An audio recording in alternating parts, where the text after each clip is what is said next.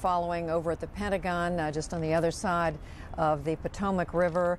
Rescue recovery crews working on getting the debris out of there. We are told they're on top of the building now, lifting some large pieces which could be parts of that 757 which came into the Pentagon on Tuesday morning.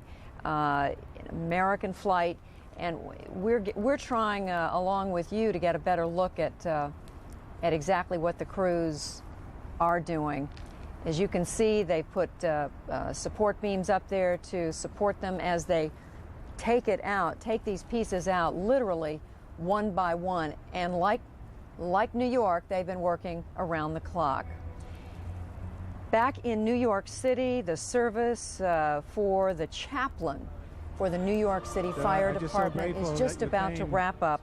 Father Michael Judge was the chaplain.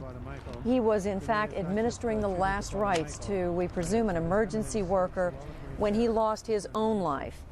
This is at the Cathedral of St. Francis Assisi in New York. A little while ago, we heard New York Senator Hillary Rodham Clinton speaking there, describing what happened to him as unimaginable, talking along with others about the many, many lives that Father Judge had touched.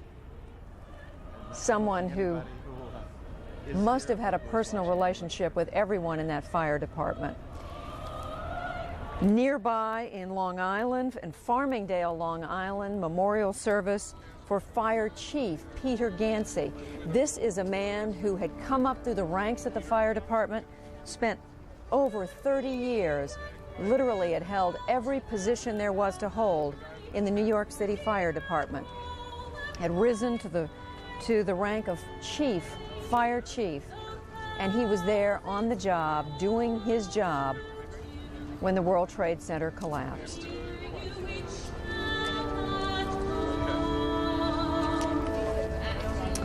As we watch these pictures that are so hard for all of us,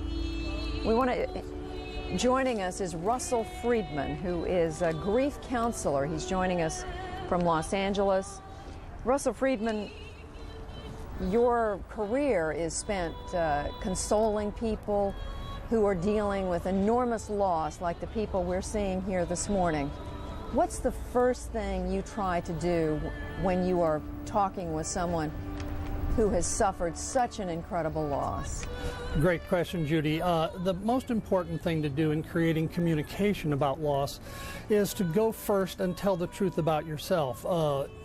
Nobody likes being interrogated, and especially about feelings.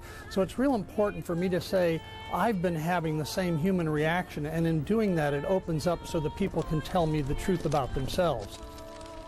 Why is that important? Because if not, they don't feel safe. I could do something, it sounds a little humorous here, but almost anybody listening who's married, if honey says, "What's wrong, honey?" almost everybody says nothing. And that's with someone you love and trust. The problem is we feel judged. If we say we feel bad, then someone automatically says, "Don't feel bad, tomorrow's another day." So if I tell the truth and then I get told not to feel the way I feel, which is also absurd, because if you telling me not to feel bad is going to fix me, I wouldn't have need to tell you in the first place. I could have just told myself not to feel bad. So safety is real important here, and this week, safety is the primary emotional issue. We are fearful of everything, so we need to feel safe enough to tell the truth about how we feel, especially about being scared.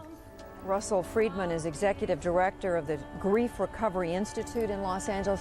Is there something different, Mr. Friedman, about what people are feeling under these kinds of circumstances where there were so many lives lost in such a horrific act of terrorism from any other death? Yes and no. Those of us who are not directly involved, who did not have people in the airplanes or in the buildings, we're experiencing quite a different phenomenon. In the first place, everything we are familiar with in our existence changed between Monday and Tuesday. We've experienced a loss of safety, a loss of trust, and a loss of control. But more than that, Judy, the tremendous emotion comes from another idea, and the idea is this. When this loss occurs, it makes you think about every loss you've ever had in your life. It triggers your memory to identify feelings of sadness. And in that sadness, you go back to a dog that died when you were a child, or your grandma, and so on. Yes, hi. Russell Friedman, if you could just stay with us for a moment. Brian Nelson joins us. He is outside St. Francis Assisi Church in New York, where they've been holding a service for the chaplain of the New York Fire Department, Father Michael Judge. Brian? Thank you, Judy. It's a very moving moment out here in the streets of New York. This is 31st Street, and on one side of the street, the Church of St. Francis of Assisi, where the funeral services just concluded for Father Michael Judge. He was the chaplain of the New York City Fire Department. As you may be able to see on screen now, there are hundreds of New York City firemen lining this street.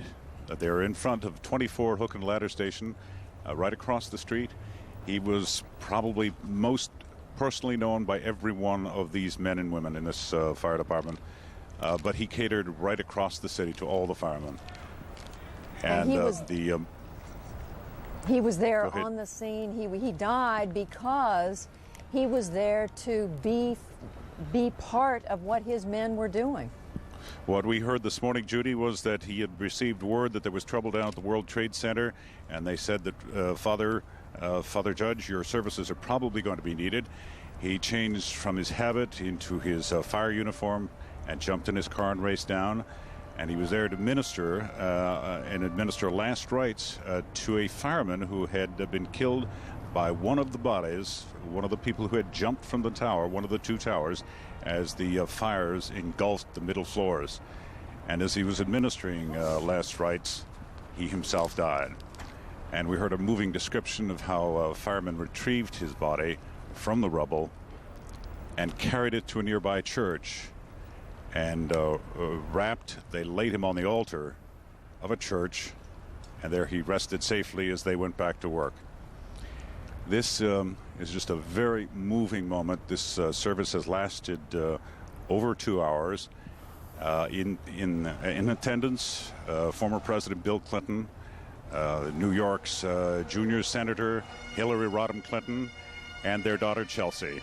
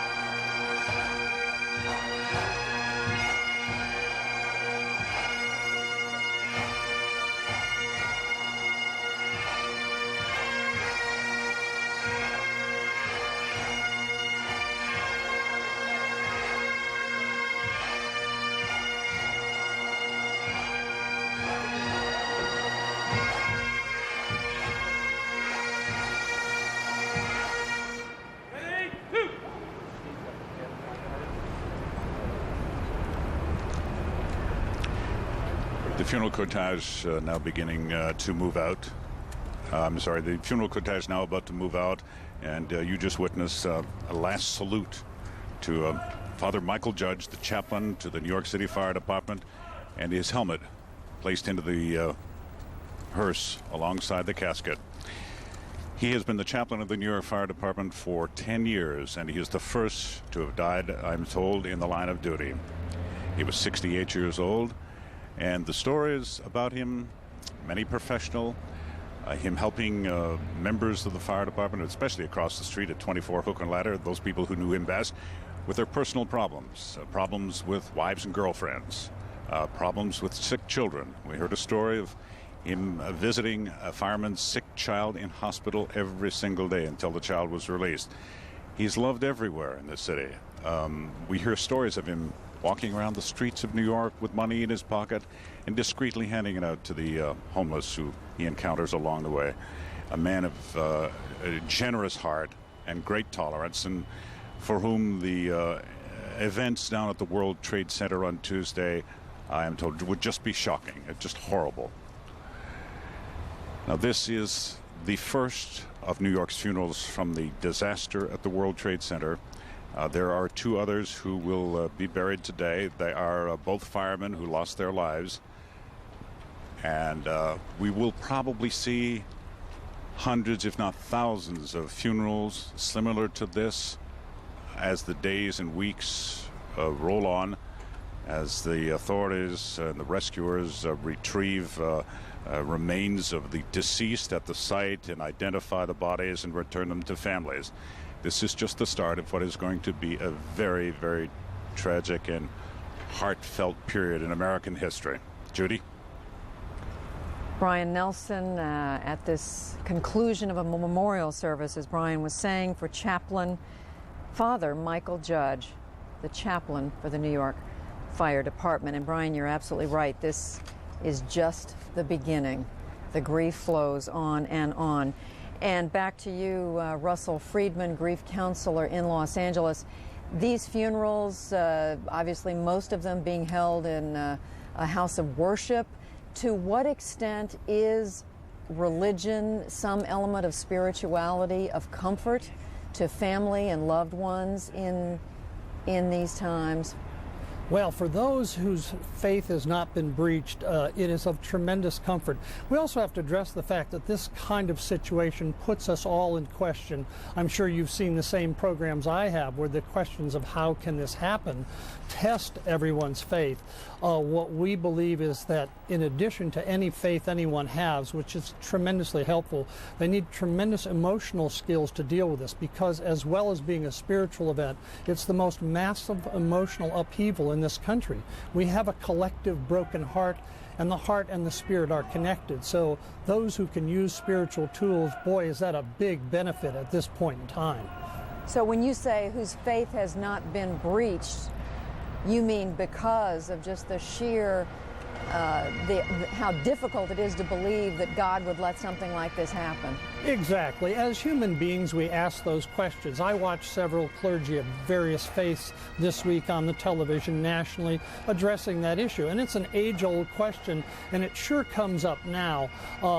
Our position is that no matter what your beliefs or what the position of your beliefs are today, your heart is broken. Everything that was familiar in your life Monday is no longer familiar. And you have to address all of your being, both the intellectual, the spiritual, and the emotional. Of course, what we do is it addresses the emotional. And of course, my biggest concern, Judy, at the Grief Recovery Institute is for the children, because everyone is calling us saying, how do we talk to our children? So if we have a moment, I'd like to, if you and I can talk about that a little, I think it might help a lot of people watching.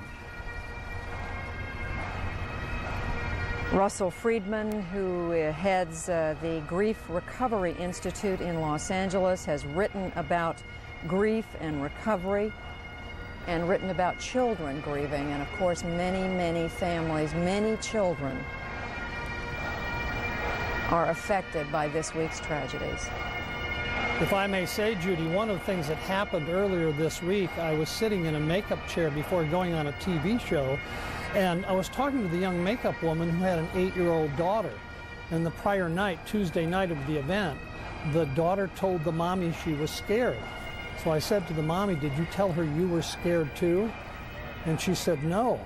And I said very gently, gosh, why would you lie to her? She said, what did you mean? I said, your daughter responds to your body language. She probably knows